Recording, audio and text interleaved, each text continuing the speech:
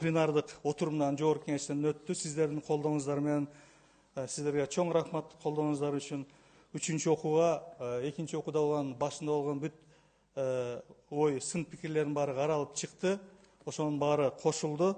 Анын баары сиздерде салыштырма таблица кол алдыңыздар да карап берүүңүздөрдү суранып, жана колдоо берүүңүздөрдү сурануу менен бирге дагы бир жолу сиздерге урматтуу жогорку кеңеш депутаттары рахмат айтып уруксат этиңиздер. Рахмат, урматтуу төраганын биринчи орун басары Руслан Албекович. Урматтуу кесиптештер, бул мыйзамдардын пакети 3-чү окууга киргизилет. Кимдин кандай сунуштар бар? Суроолор келиңиз. Садахам Кисабаевич сөзгө берилет. Урматтуу кесиптештер, 3-чү окууга кирип аткандан кийин ошол биринчи окуудан экинчи окууга, экинчи окуудан 3-чү окууга эмне өзгөрүүлөр кирди, кайсы сунуштар болду, кайсы сунуштар менен макул болдуңуздар, кайсынысын четке кактыңыздар, четке каксаңыздар эмне үчүн кактыңыздар? Мына ушул боюнча кыскача маалымат берип кетсеңиз. Рахмат. Кагаздар мүмкүн болсо эксперт окуп койсунбу же биз? Ким жооп берсе жооп берсин. Кагаз. Үчүнчү окууга саламатсыздар, урматтуу депутаттар. УКМК Жумабаев 3-чү окууга сунуштар берилген жок. Тактоо иретинде эле депутат Сулаймановдун бир сунушу болгон. Мурунку берилген сунуш кат түрүндө берилген сунушуна бир тактоо иретинде эле сунуш болгон, башка сунуш болгон жок.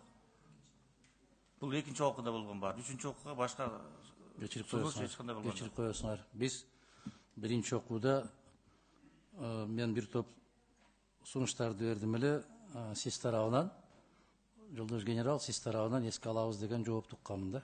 Ошолор боюнча сиздин позицияңыз өзгөргөн жокпу? Ошол боюнча маалымат.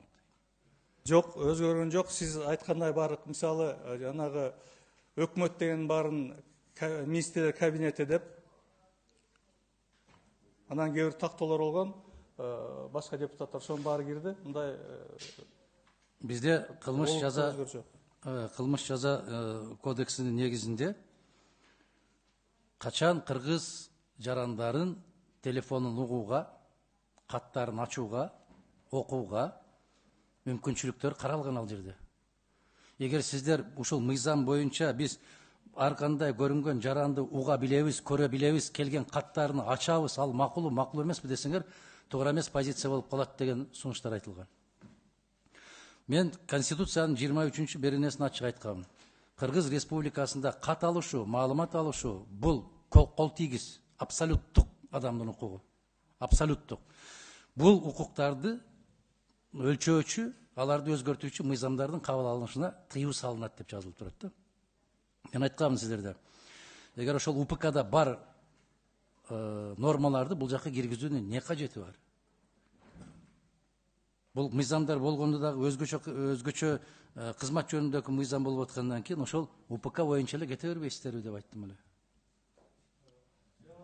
Бул сиз айтып аткан 23-чү берененин кийинки абзацында так жазылып турат, тактоо иретинде чектелет, ушул укуктары эгер коопсуздукка, коомдук коопсуздукка же улуттук коопсуздукка чек келтирип атса депчи.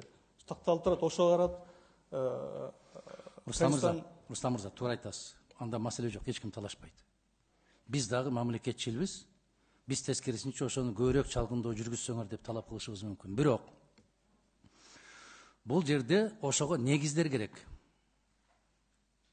Кеп негиз жөнүндө кетип атат. Силер каалаган кишинин аркасынан туруп алып, аркасынан жүрүп алып изилдеп атканыңар бул жапайычылык деп айтылган. Негиздеме керек. Анан кыска мөөнөттө соттун чечими керек. Мына биздин баягы журналист жигиттерди угуп, көрүп, тыңшап, аны жарыялап, аны чыккынчы деп, аны кылмышкер деп жарыяладыңар, бирок соттун чечими жок да. Боюнча айтып кетейин. Тат жазылып турат. Жанагы сотко барат. Сот карайт дагы, анан негизип туура деп тапса, анан сот уруксат берет. Ошонун негизинде гана бул иш чара болот. Бул иш чара да күнүгө боло берет. Жанагы эгер башка бир мүмкүн башка ыкмалар менен эгер жетишпей атса, ошондо гана болот турган иш чара. Мырза, Айтпайын дедим, мен айтырып атасыз. Өзүңүздүн иниңиз Мирлан Ураимов деген жигит кайсы соттун чечими бар? Анын жеке телефонун жарып кирип, эмнелер менен жазышып атканын караганга. Кимдин укугу бар, ким уруксат берди ошого? Бул биринчи суроо. Экинчи суроо. Ошол жигитке таандык эмес экендиги аныкталгандан кийин дагы 2 саат профилактика деп күлүп коюп гана чыгарып койдуңар. Профилактика болду, бул эсине кирип калат эми дегендей. Бул адамдын укугу менен ойношпосоңор деп атабыз биз. Ал адам, ал жаран. Далилдей алган жоксуңар, далилдей да албайсыңар. 20 жыл жүрсөңөр да далилдей албайсыңар. Эмне үчүн жеке телефондук сүйлөшүүлөргө жарып кирип атасыңар? Мындай нерсе соңку 2 айдын ичинде Кыргызстанда тимеле бум болуп атат. Менин телефонума жарып кирди, менин телефонума кирип кетти, аккаунтумду бузуп кетти дегендер. Мына ушул жөнүндө кетип баратат берине. Бул маселе боюнча бул иш боюнча тергөө, өзүңүз билесиз, тергөө жүрүп жатат. Буга тергөөчүдөн башка эч ким жооп бере албайт. Мен жооп бергеним да өзү туура эмес болуп калат. Мен процедурасын айтып атам. Ооба, процедурасы ушундай эле, мен айткандай. Азыр деле ушундай процедура. Соттун чечими болдубу ошонун телефонун жарып киргиле деген? Мен аны айта албайм, бирок тергөөчү жооп берет. Мен айта албайм ага. Ал бул кылмыш иши. Сиз айта албайсыз. Мен мынол мыйзамыңарды колдойм. Бирок мыйзам жөнүндө мен келдим да сизге. Мыйзам жөнүндө. Мынол мыйзам. Эгер биз ушуну мыйзамдаштырып атпайбызбы? Биз мыйзамдаштырып атабыз. Соту жок, оту жок, башкасы жок. Түндө 12-де киресиңби, 2-де киресиңби, каалаган учурда кире бересиң деп атабыз. Анан силерде бир гана жооп болот. Мына кече силердин пресс кызматыңар жооп берип турган Мадумаровго. Бул деген өтө түркөйлүк, бул деген өтө сабатсыздык.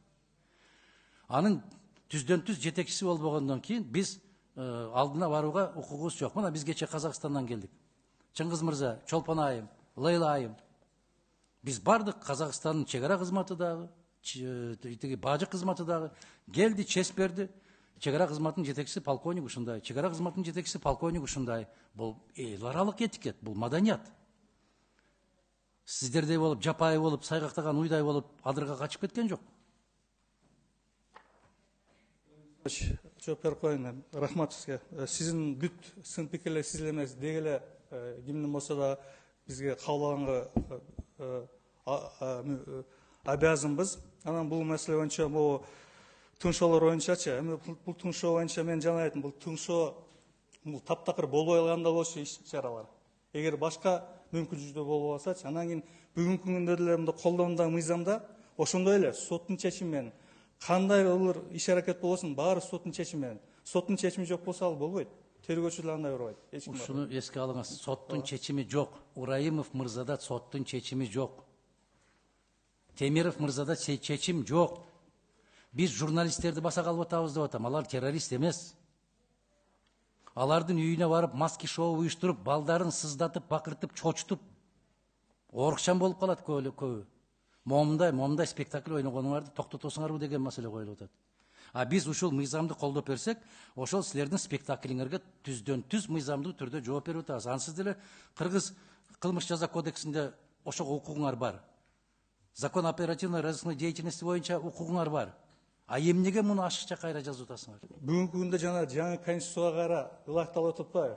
Канча каралып, анан кайра ошонун баары кайра такталып кирип атат да. ОРД конституцияга каршы келеби бүгүн?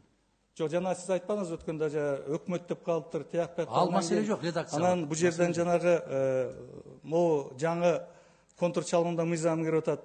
Контур чалгында иш аракеттер ошол эле кошулду. Башка эч нерсе кошулган жок. Анан бүгүнкү күндө бүт иш аракеттер, мен дагы бир жолу айтып коеюн, Адаркин Кимсанович, рахмат сиздин пикирлериңизге. Соттун мыйзамы жок, бир да иш аракет бизде кылынбайт. Мына сиз айткан иш боюнча мен ойлойм, сот анда сот карайт. Ошол жерден мен тергөөчү дагы, соттолуучу дагы жооп берип, эгер туура эмес болсо соттан айтат. Бизде андай жок. Эми мен азыр сүйлөй эле коеюн. Рахмат жана. Ошо сүйлөй албай калган жериңизге келгенде мен деле сүйлөбөй эле коеюн да. Түшүндүк да бири-бирибизди. Рахмат.